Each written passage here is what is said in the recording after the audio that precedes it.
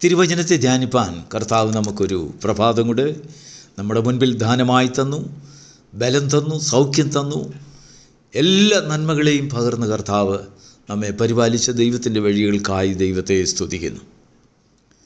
തന്നിൽ ഏകാഗ്രചിത്തന്മാരായിരിക്കുന്നവരിൽ ദൈവം തന്നെത്താൻ ബലവാനെന്ന് കാണിക്കേണ്ടതിന്, അവരെ നോക്കേണ്ടതിന്, അവരെ ശ്രദ്ധിക്കേണ്ടതിന്, അവരെ പരിപാലിക്കേണ്ടതിന് ഭൂമിയിലെല്ലായിടവും ദൈവത്തിൻ്റെ കണ്ണ് ഊടാടിക്കൊണ്ട് സഞ്ചരിക്കുന്നുണ്ട്.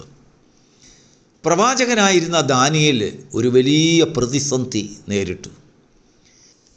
ബാബിലോന്യ സാമ്രാജ്യത്തിൽ അടിമയാക്കി കൊണ്ടുപോയതായ യഹൂദ ബാലന്മാരിൽ വിശിഷ്ടനായ ഒരു മനുഷ്യനായിരുന്നു ദാനിയേൽ. തൻ്റെ ജീവിതത്തിലെ ഏറ്റവും വലിയൊരു പ്രത്യേകത വിശ്വസ്തത. ദൈവം ആക്കുന്നിടത്തൊക്കെയും വിശ്വസ്തനായിരിക്കുക. ആ വിശ്വസ്തത കൊണ്ട് ദാനിയേലിന് വളരെ ഉപദ്രവങ്ങൾ ഭൂമിയിൽ സഹിക്കേണ്ടി വന്നു. തൻ്റെ ജീവിതത്തിൽ അനുഭവിക്കേണ്ടി വന്ന കഷ്ടതകളുടെ എണ്ണം നോക്കിയാൽ നമുക്ക് തന്നെ അതിശയം തോന്നിപ്പോവും. ആ മനുഷ്യൻ എങ്ങനെ നിലനിന്നെന്ന്.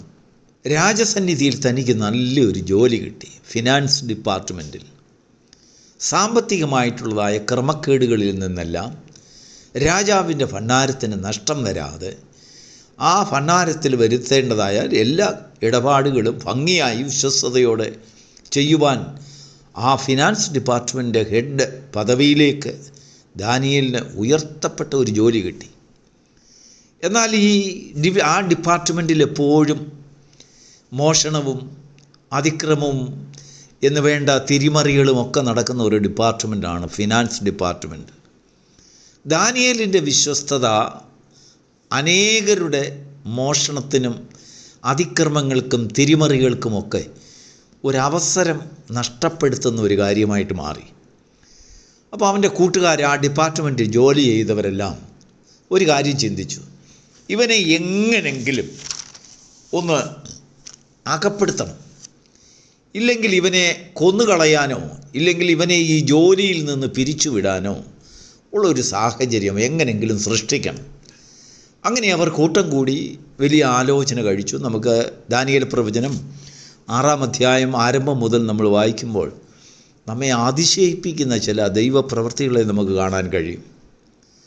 നോക്കൂ, അവർ വന്ന് പല രീതിയിൽ ദാനിയേലിനെ പരീക്ഷിച്ചു നോക്കി. ഇവനെ കൊടുക്കാൻ എന്താ വഴി? അവിശ്വസ്തതയുടെ പേര് പറഞ്ഞ്, മോഷണത്തിൻ്റെ പേര് പറഞ്ഞ്, അല്ലെങ്കിൽ തിരിമറിയുടെ പേര് പറഞ്ഞ് ഒരിക്കലും ഇവനെ അകപ്പെടുത്താൻ കഴിയില്ല. ഇവനിലൊരു കുറ്റം ചാർത്താൻ കഴിയില്ല. കാരണം അത്രയ്ക്ക് ക്ലിയർ കട്ടായിട്ടുള്ള ജോലി. രാജസന്നിധിയിൽ ആ തന്നെ ഏൽപ്പിച്ച ജോലിയിൽ താൻ വിശ്വസ്തയോടെ ചെയ്യുന്ന കാലം. പെട്ടെന്ന് അവരുടെ ഹൃദയത്തിലൊരു ബുദ്ധി വന്നു. നോക്കൂ, ഇവൻ്റെ ആരാധന വിഷയമായിട്ടുള്ള ഒരു ഇഷ്യൂ കൊണ്ടുവന്നാൽ ഇവനെ അകപ്പെടുത്താം, ഇവനെ അപായപ്പെടുത്താം, ഇവനെ തന്നെ ഇല്ലാതാക്കാം എന്നവർ കണ്ടുപിടിച്ചു. അതിനു വേണ്ടതായ പദ്ധതികൾ ഉണ്ടാക്കി. രാജസന്നിധിയിൽ രാജാവിനെ മാത്രം ആരാധിക്കുന്ന ഒരു ബിംബത്തെക്കുറിച്ചുള്ള ഒരു വലിയൊരു റെക്കമെൻഡേഷൻ രാജസന്നിധിയിൽ അവർ ബോധിപ്പിച്ചു. താൽക്കാലികമായി രാജാവിന് ഒരു പെരുമ ഉള്ള വിഷയമാണ്. അദ്ദേഹം അതിന് സമ്മതിച്ചു. അതിനുവേണ്ട രാജകൽപ്പന പുറപ്പെടുവിച്ചു. രാജാവിനറിയാം തൻ്റെ ഡിവിഷനിലുള്ള ദാനിയേൽ ഇത് അല്പം പോലും അനുസരിക്കത്തില്ലെന്നറിയാം. എങ്കിലും താൻ തൻ്റെ വിശ്വസ്തതയെ മുന്നിൽ കണ്ടുകൊണ്ട് മൗനമായിരുന്നു. ശത്രുക്കൾ എന്താ ചെയ്തതെന്നറിയാമോ? ഈ ദാനിയേലിൻ്റെ പുറകെ കൂടി ഇവൻ എത്രമാത്രം പ്രാർത്ഥിക്കുന്നുണ്ട്, എത്രമാത്രം സ്തോത്രം ചെയ്യുന്നുണ്ട്, എത്ര ദൈവത്തെ ആരാധിക്കുന്നുണ്ട് എന്നതിൻ്റെ എല്ലാം ഒരു കണക്കെടുത്തു, ഒരു രജിസ്റ്റർ അവർ തയ്യാറാക്കി. അങ്ങനെ ദാനിയേലാകട്ടെ താൻ മുമ്പേ ചെയ്തു വന്നിരുന്നത് പോലെ 6-ാം അധ്യായത്തിൻ്റെ അതിൻ്റെ 10-ാം വാക്യം നാം വായിച്ചു നോക്കുമ്പോൾ താൻ മുമ്പേ ചെയ്തു വന്നിരുന്നത് പോലെ തന്നെ ഒരു ദിവസം 3 പ്രാവശ്യം ദൈവസന്നിധിയിൽ ചെന്ന് മുട്ടുകുത്തി തൻ്റെ വിഷയങ്ങളെല്ലാം പറഞ്ഞ്, സങ്കടങ്ങൾ പറഞ്ഞ് ദൈവത്തെ ആരാധിക്കുന്ന, സ്തോത്രം ചെയ്യുന്ന, ദൈവം കൊടുത്ത പരീക്ഷകളെയും പ്രതിസന്ധികളെയും ജോലിയെയും ഉത്തരവാദിത്വങ്ങളെയും എന്നു വേണ്ട സകല ഉപകാരങ്ങൾക്കും ദൈവസന്നിധിയിൽ പ്രാർത്ഥന കഴിക്കുന്ന ഒരു പതിവ് ദാനിയേലിൽ ഉണ്ടായിരുന്നു. അതെത്ര തടസ്സങ്ങൾ വന്നിരുന്നാലും, എത്ര പ്രതികൂലം വന്നിരുന്നാലും ഈ സ്തോത്ര പ്രാർത്ഥനയ്ക്ക് ദാനിയേൽ മുടക്കം വരുത്തത്തേയില്ല. ജോലിക്കിടയിലും പോയി 3 പ്രാവശ്യം ദൈവസന്നിധിയിൽ മുട്ടുകുത്തി സ്തോത്രം ചെയ്ത് പ്രാർത്ഥിക്കും. ശത്രുക്കൾ അവൻ്റെ സ്തോത്രം എത്രയെന്ന് എണ്ണുവാൻ പുറകെ കൂടി.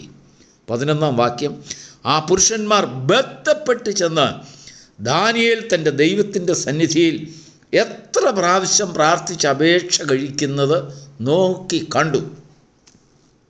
Praise the Lord. നമ്മുടെ സ്തോത്രത്തെ എണ്ണുന്നത് പിശാച് പതിവാക്കും. ചില പ്രയാസഘട്ടങ്ങളിൽ നാം ഒരു വിശ്വസ്തതയുള്ളൊരു മനുഷ്യരാണെങ്കിൽ വിശ്വസ്തന്മാരെ പരീക്ഷിക്കുന്നതിനോ അല്ലെങ്കിൽ അപായപ്പെടുത്തുന്നതിന് വേണ്ടി ശത്രു എണ്ണുന്നത് അവൻ്റെ സ്തോത്രത്തിൻ്റെ എണ്ണം കൂടെ അവർ നോക്കും. എത്ര പ്രാവശ്യം സ്തുതിക്കുന്നു, എത്ര സ്തോത്രം ചെയ്യുന്നു, എത്ര പ്രാവശ്യം ആരാധിക്കുന്നു, എത്ര പ്രാവശ്യം മുട്ടുകുത്തുന്നു, എണ്ണമാണ് അവർക്ക് കാര്യം.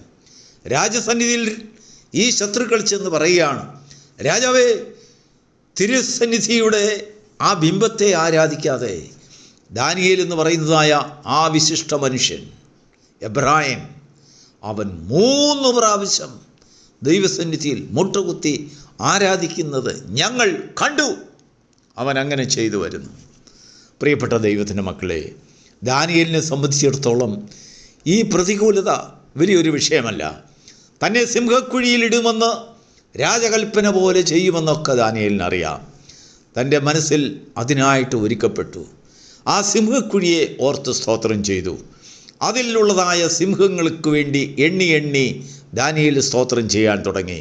സിംഹത്തിൻ്റെ പല്ലുകൾക്ക് വേണ്ടി സ്തോത്രം ചെയ്യാൻ തുടങ്ങി. അതിൻ്റെ ശൗര്യ സ്വഭാവത്തിന് വേണ്ടി സ്തോത്രം ചെയ്യാൻ തുടങ്ങി. ദാനിയേലിൻ്റെ സ്തോത്രം അങ്ങ് എണ്ണത്തിൽ കവിഞ്ഞു. ദിവസം 3 പ്രാവശ്യം സ്തോത്രം ചെയ്ത് താൻ ദൈവസന്നിധിയിൽ പുകഴ്ച നേടി. അവനെ സിംഹക്കുഴിയിലിട്ടു. എങ്കിലും അവൻ്റെ സ്തോത്രത്തിൻ്റെ ശക്തി സിംഹത്തിൻ്റെ വായെ അടച്ചു കളഞ്ഞു. പ്രിയപ്പെട്ട ദൈവത്തിൻ്റെ മക്കളെ, ശത്രുക്കളോട് ദൈവം എന്ത് പ്രതികാരം ചെയ്തു എന്നുള്ളതല്ല നമ്മുടെ വിഷയം. നമ്മുടെ സ്തോത്രത്തെ എണ്ണുന്ന ഒരു ശത്രുവിൻ്റെ സാന്നിധ്യം നമ്മൾ മറന്നു കളയരുത് എന്ന ദൈവ ആലോചനയ്ക്ക് വേണ്ടിയാണ് ഈ പ്രഭാതം ഇന്ന് നമ്മുടെ മുൻപിൽ ദൈവത്തിൻ്റെ വചനം കാഴ്ചവെക്കുന്നത്. നമ്മുടെ സ്തോത്രത്തെ എണ്ണുന്ന ഒരു ശത്രു, നമ്മുടെ ആരാധനയെ എണ്ണുന്ന ഒരു ശത്രു, അവൻ്റെ മുൻപിൽ നിൻ്റെ ആരാധനയുടെ എണ്ണവും സ്തോത്രത്തിൻ്റെ എണ്ണവും ഒട്ടും കുറച്ചു പോകരുത്, ഒട്ടും കുറയരുത്. ഒരു ദിവസം പോലും നിൻ്റെ പതിവ് നീ തെറ്റിച്ച് കളഞ്ഞാൽ ശത്രു അവിടെ ജയമെടുക്കും. കാരണം ശത്രുവിൻ്റെ കയ്യിൽ ഒരു കണക്കുണ്ട്, ശത്രുവിൻ്റെ കയ്യിൽ ഒരു എണ്ണമുണ്ട്. നീ എത്ര പ്രാവശ്യം സ്തുതിക്കുന്ന വിഷയങ്ങളാണ്, നീ എത്ര പ്രാവശ്യം ആരാധിക്കുന്നതാണ്. അതിലൊന്നെങ്കിലും കുറഞ്ഞു പോയാൽ ശത്രുവിന് പെട്ടെന്ന് ചിന്ത കിട്ടും, ഓ, സാരമായ നിൻ്റെ കയ്യിലെ സ്റ്റോക്ക് കുറഞ്ഞു. ദൈവത്തിന് മഹത്വം ഉണ്ടാകട്ടെ. നമുക്കറിയാം, ഇപ്പോൾ പല രാജ്യങ്ങളും യുദ്ധത്തിൽ ഏർപ്പെട്ടിരിക്കുന്ന സമയമാണ്. അങ്ങോട്ടും ഇങ്ങോട്ടുമുള്ളതായ ആ മിസൈൽ ആക്രമണത്തിൽ അല്ലെങ്കിൽ ബോംബാക്രമണത്തിൽ അല്ലെങ്കിൽ ഏതെങ്കിലും രീതിയിലുള്ളതായ ആ പ്രതികരണങ്ങളുടെ എണ്ണത്തിൽ കുറവ് വന്നു പോയാൽ പെട്ടെന്നൊരു നിഗമനം, പെട്ടെന്ന് ന്യൂസ് വെളിയിൽ വരുന്നത് എന്താണെന്നറിയാമോ? ഓ, അവരുടെ ശക്തി ക്ഷയിച്ചു പോയി, അവരുടെ ആയുധങ്ങൾ കുറഞ്ഞു, അവർക്കിനിയും ബലമില്ല, അവർ താണു പോവുകയാണ് എന്നൊക്കെ അവിടെ പെട്ടെന്ന് മീഡിയക്കാർ അതിനെക്കുറിച്ച് റിപ്പോർട്ട് ചെയ്യും. എന്ന് പറഞ്ഞതുപോലെ നമ്മുടെ സ്തോത്രത്തിൻ്റെ ശക്തി, അതിൻ്റെ എണ്ണം കുറഞ്ഞു പോയാൽ നമ്മുടെ പുറകെ ശത്രു മീഡിയയായിട്ട് നടക്കുകയാണ്. ഇവൻ ശക്തി ക്ഷയിച്ചു വരികയാണ്, ഇവൻ്റെ ബലം നഷ്ടപ്പെട്ടു പോവുകയാണ്, ഇവൻ്റെ സ്റ്റോക്ക് ഇനിയും ഇല്ല, ഇനിയും അധിക നാൾ ഇവന് പിടിച്ചു നിൽക്കാൻ കഴിയില്ല എന്നൊക്കെ ശത്രു എണ്ണിക്കൊണ്ടിരിക്കും. എന്നാൽ ദാനിയേലിനെ സംബന്ധിച്ചോളം നോക്കൂ, പതിവ് പോലെ നേരത്തെ അവൻ ചെയ്ത അതേ രീതിയിൽ ഏതെല്ലാം പ്രതിസന്ധികൾ വന്നിരുന്നാലും ദൈവസന്നിധിയിൽ 3 പ്രാവശ്യം മുട്ടുകുത്തി അവന് അഭിമുഖീകരിക്കുന്ന സകല പ്രതിസന്ധികളെയും ദൈവസന്നിധിയിൽ ഓർത്തും കൊണ്ട് ദൈവം അവന് കൊടുത്ത സ്ഥാനങ്ങളെയും ജോലികളെയും മാന്യതകളെയും അവന് കൊടുത്തതായ എല്ലാ ബഹുമാനത്തെയും ദൈവസന്നിധിയിൽ ഓരോന്നായി ഓർത്ത് ദൈവത്തിന് സ്തോത്രം ചെയ്തു. ആ സ്തോത്രത്തിന് വിലയുണ്ടായി. ശത്രുവിന് ആ സ്തോത്രത്തിൻ്റെ ബലത്തെ കെടുത്തുവാൻ കഴിഞ്ഞില്ല.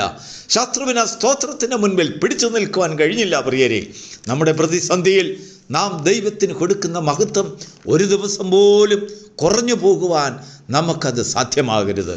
ഓരോ ദിവസം തോറും കൂടി വരുന്നതല്ലാതെ നമ്മുടെ സ്തോത്രത്തിൻ്റെ ബലം കുറയരുത്. കുറഞ്ഞു പോയാൽ ശത്രു അവിടെ ബലം എടുക്കും, അവൻ ജയമെടുക്കും. നമ്മുടെ പിന്നീടുള്ളതായ ദിവസങ്ങളിൽ നമ്മെല്ലാം വിട്ടുവീഴ്ചകൾക്ക്, ഓരോരോ കോംപ്രമൈസിന് നമ്മൾ വഴിപ്പെടേണ്ടി വരും. അങ്ങനെ കോംപ്രമൈസിങ് സ്പിരിറ്റ് നമ്മളിൽ കടന്നു വന്നാൽ അല്പാൽപമായി നമ്മുടെ ജീവിതത്തിൽ നിന്നും പ്രാർത്ഥന നഷ്ടപ്പെട്ടു പോകും. ശത്രു അവിടെ കയറി നമ്മുടെ മേൽ അധികാരം ചെലുത്തുവാൻ, നമുക്ക് ദോഷകരമായ വഴികളിൽ കൂടെ, നമ്മുടെ കുഞ്ഞുങ്ങൾക്ക് ദോഷകരമായി, കുടുംബത്തിന് ദോഷമായി, നമ്മുടെ പ്രത്യാശയ്ക്ക് ദോഷമായി, വിശ്വാസത്തിന് ദോഷമായി, നമ്മുടെ ജീവന് ഭീഷണിയായി, നമ്മുടെ നിലനിൽപ്പിന് അപകടകരമായി ശത്രു പല പദ്ധതികളും കൊണ്ടുവരും. എന്നാൽ സ്തോത്രത്തിൽ നിലനിൽക്കുന്നവൻ, ദൈവസന്നിധിയിൽ കഴിക്കുന്നതായ പ്രാർത്ഥനയ്ക്ക് അല്പം പോലും കുറവ് വരുത്താതെ ഈ നാളുകളിൽ പോരാടുന്നവനേവനോ, അവൻ്റെ മുൻപിൽ വരുന്ന പ്രതിസന്ധികളെ ഭാരമേൽ കെടുക്കുന്ന ഒരു ദൈവത്തെ അവൻ്റെ മുൻപിൽ കണ്ടുകൊണ്ട് അവൻ്റെ ജീവിതത്തിൽ വിശ്വാസത്തോടെ മുൻപോട്ട് പോവുകയാണെങ്കിൽ, അവന് വേണ്ടി ദാനിയേലിന് വേണ്ടി കടന്നു വന്ന ദൈവം അവന് വേണ്ടി കടന്നു വരും. യുദ്ധം യഹോവയ്ക്കുള്ളതെന്ന് നമ്മുടെ ജീവിതത്തിൽ മനസ്സിലാക്കുവാനിടയായിത്തീരും. ദൈവം അവിടെ യുദ്ധം ചെയ്യും. ദൈവം നമുക്ക് രക്ഷകനായി വരും. ദൈവം നമുക്ക് സഹായിയായിട്ട് വരും. ഈ വിശ്വാസം ഈ പ്രഭാതത്തിൽ നമുക്കുണ്ടെങ്കിൽ നമ്മുടെ സ്തോത്രത്തിന് കുറവ് വരരുത്, നമ്മുടെ സ്തുതിക്ക് കുറവ് വരരുത്, ആരാധനയ്ക്ക് കുറവ് വരരുത്, നന്ദിയുള്ള ഹൃദയത്തിന് കുറവ് വരരുത്. ദൈവമാണ് നമ്മെ പരിപാലിക്കുന്നത്. ദൈവം സൂക്ഷിക്കുവാൻ ശക്തൻ. ഞാൻ ലോകാവസാനത്തോളം നിങ്ങളോടൊപ്പം ഇരിക്കാമെന്ന് അരുളി ചെയ്തവൻ നമ്മെ മാത്രമല്ല, നമ്മുടെ കുഞ്ഞുങ്ങളെ, തലമുറകളെ, നമ്മുടെ പ്രിയപ്പെട്ടവരെയൊക്കെയും ലോകത്തിൻ്റെ ഇതര ഭാഗങ്ങളിൽ സൂക്ഷിപ്പാൻ, പരിപാലിക്കുവാൻ, ശക്തീകരിക്കുവാൻ തക്കോണം ദൈവം വിശ്വസ്തതയുള്ള ദൈവമാണ്. വിശ്വസ്തത പാലിക്കുന്ന മനുഷ്യനെ ദൈവം കാണുന്നു. അവന് വേണ്ടി സ്വർഗം സഹായത്തിനായി ഇറങ്ങി വരും. God bless you.